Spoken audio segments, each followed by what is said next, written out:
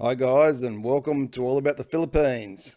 Now you might remember a little while ago we did a video on building scammer in the Philippines up in the Urdaneta area.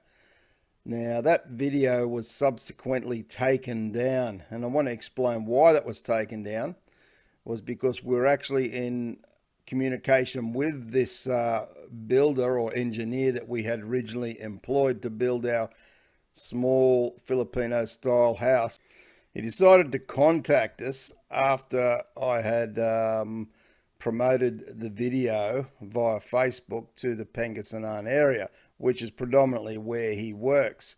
Now, as a result of that, when he contacted me, he said that because of that video, his wife couldn't go to work and he wasn't getting any work anymore, and he needs to sort this out. So basically he and his family can get on with making a living.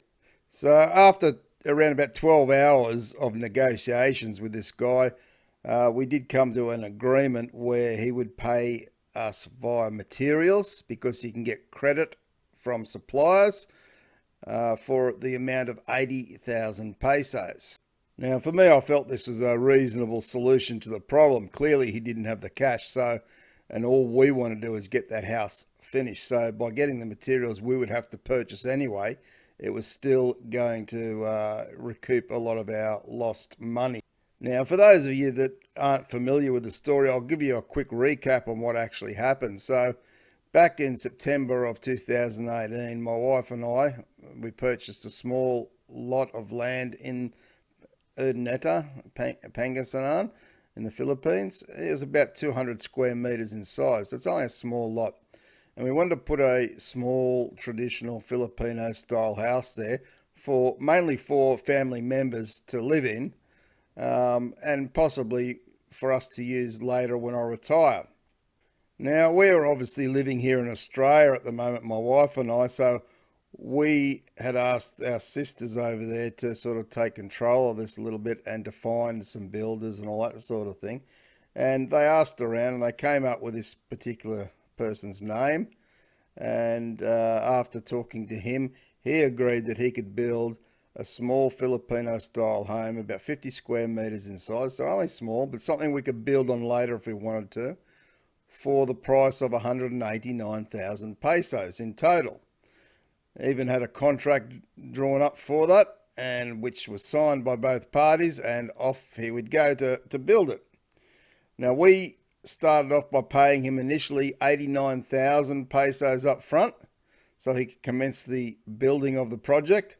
And him and his team, they dug all the trenches necessary, and then they started the actual building of the walls, etc.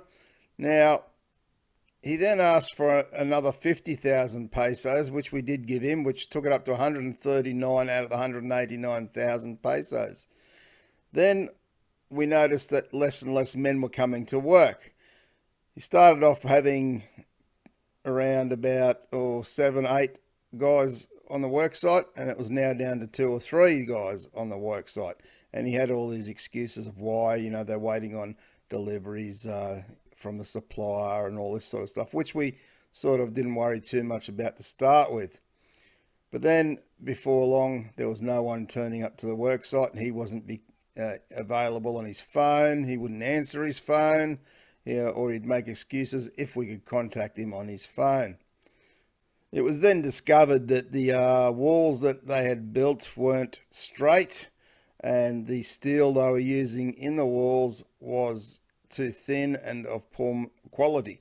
So basically the house would have easily fallen over hadn't they not been fixed. And as a result of that poor workmanship and the fact that he hadn't turned up and come back to the site for some time, and the project was well overdue from when he had agreed to finish it, we went to the barangay and made a complaint there.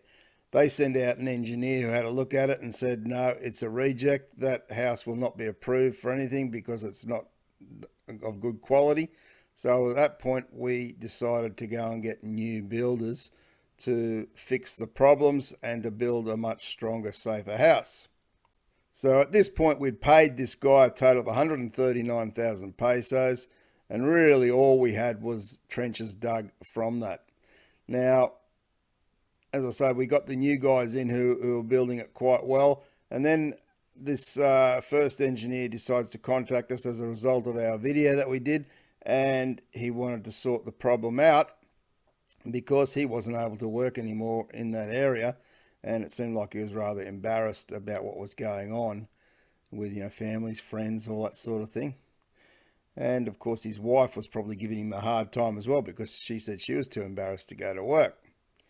So as I say, we finally agreed on he would get the material for us, and as long as he paid us back 80,000 pesos of the 139,000, then we would call it quits and we would go on our way.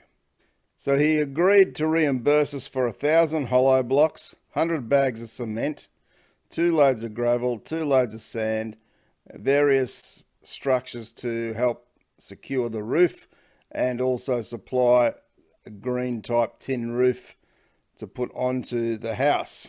Now all those things in total came up to around the 75,000-80,000 peso mark. Now to date he's given us most of those things. The thing that we're still waiting on is one of the 18 foot green rib type roof sheets, which hasn't arrived, and I've told him if he gets that to us then we'll call it quits. We didn't actually get any of the gravel that we'd agreed upon, because he was saying that there was delivery charges of 2,700 pesos, and as well as credit charges, because he had to get this on his credit, which was 2,700 pesos. Now to me, I didn't think I really should have to pay the credit charges. I was happy to pay the delivery charges, but in the end we said, okay, if you get that last piece of roofing, then we will call it quits. To date, we're still waiting on that one piece, but I'm sure it will come, because he's kept his word on everything else to date. Now here is the 1,000 hollow blocks that were delivered by the truck. And here's the other truck bringing in the 100 bags of cement. Now these 100 bags of cement cost about 22,000 pesos. So this was quite significant to us to get this. It's over 600 Australian dollars. So we're pretty pleased to get this cement so we could finish the construction of the main house. And we've stored that safely away so it can't be stolen or get damaged by wet weather.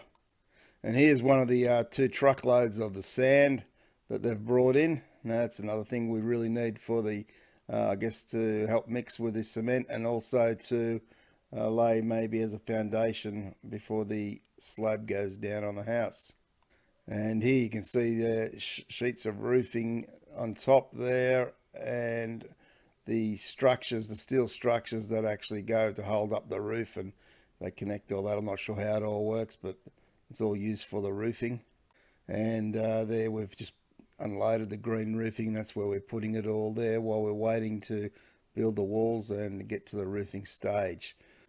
So I've got to say, I do appreciate this builder. I'm not mentioning his name because that's part of the agreement, that I have taken all videos down on all social media, and I won't mention his name. But what I'm going to recommend to anyone is that if you're going to build a house in the Philippines anywhere, then check with the local barangay and municipality of the person you've got in mind to build, and make sure there's no complaints filed against that person before you commit to them building your house. That's what we should have done had I known better, and I certainly would have done. And if ever I do anything like this again, I will certainly be doing that first.